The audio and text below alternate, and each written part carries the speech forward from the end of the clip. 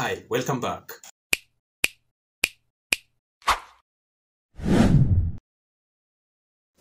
Now, for those who have been following up this intriguing series, you remember episode number 24, where we talked about the Pandora's box.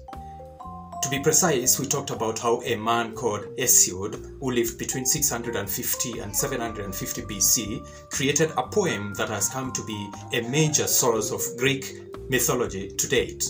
Remember, never open it or else great doom will fall on the humans. Welcome to my channel. This is Victor, the author of the File Sonja series of novels. Now, notice that Mr. John Taylor has already been lured with a reward of 5 million euros by the Shrine Tango movement into Mission G Prof. But the fact is, up until this very moment, we have not an idea what's in for Professor Gutenberg in exchange. Well, at least not yet, but it's coming up. All that we must appreciate is that this is a Pandora's box, and this one tends to move in the direction of meaning number 2. That 5 million euro reward for this job would wind up, in reality, to be a curse of some sort. So that this had me thinking of something more intense, something in the direction of a Trojan horse. In real sense, this isn't a living entity, it's a horse of another kind, and not what you might want to think. Now, the Trojan horse was essentially a wooden horse said to have been used by the Greeks during the Trojan War to enter the city of Troy and win the war. And before I forget, for the many of us who have had the opportunity to learn a thing or two about computer programming, a Trojan horse has come to be adapted in programming to mean any malicious computer program that tricks users into willingly running it, and which later, of course, does eventually execute itself to the advantage of the attacker. Now, the story tells of how the Greeks were unable to seize the city of Troy for 10 years, so they constructed a huge wooden horse at the behest of Odysseus and hid a select warriors inside it, including Odysseus himself, and presented it as a gift to the Trojans for their long reign. Now, the Greeks pretended to sail away, and the Trojans pulled the horse into their city as a victory trophy. That night, the story goes, the Greek warriors crept out of the horse and opened the gates for the rest of the Greek army, which had sailed back under the cover of darkness. Now, the Greeks entered the city and destroyed the Trojans and ended the war thereafter.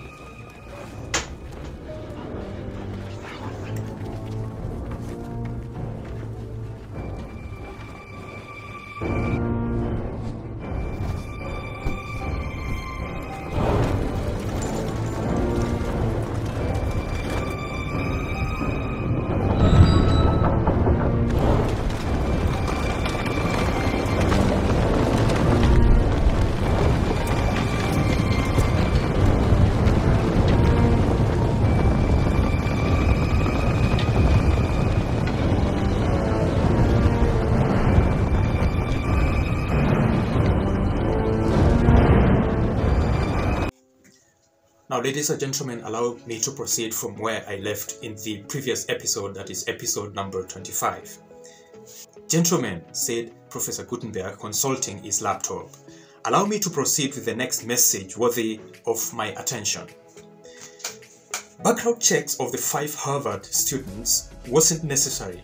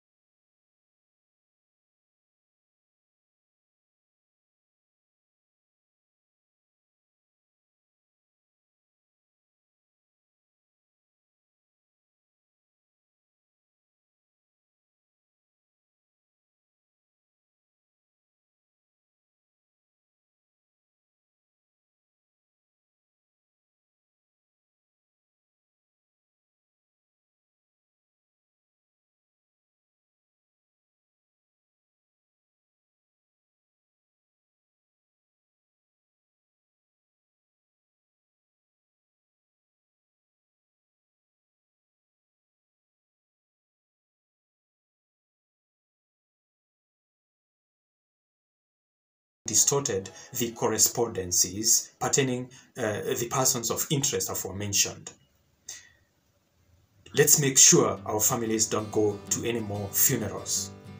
The X-Files are classified documents containing detailed scientific explanations by right of their direct connection to defining a weapon that has been verified to have biological, complex theories of physics, as well as mathematical elements in it.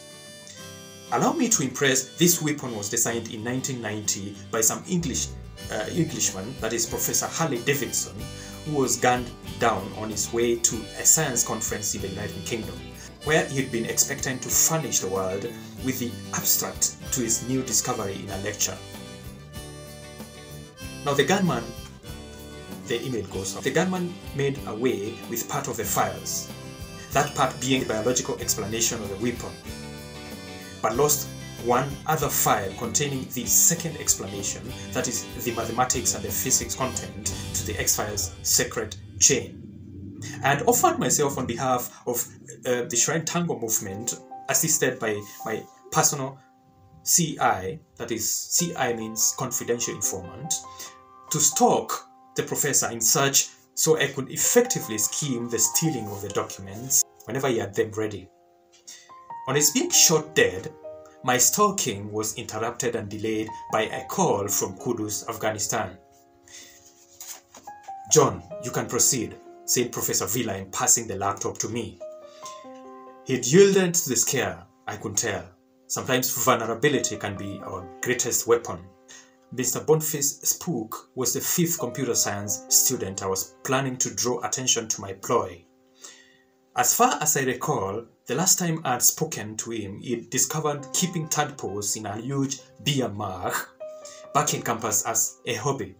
He seemed at the time to have been preoccupied for months on the basics of an algorithm he said he would install in a 3D printing software system and was sure would churn out actual physical objects. By installing a Trojan horse, the Greeks were able to conquer the enemy. Is this what is about to happen with Mr. John Taylor and Dr. Wilhelm Gutenberg?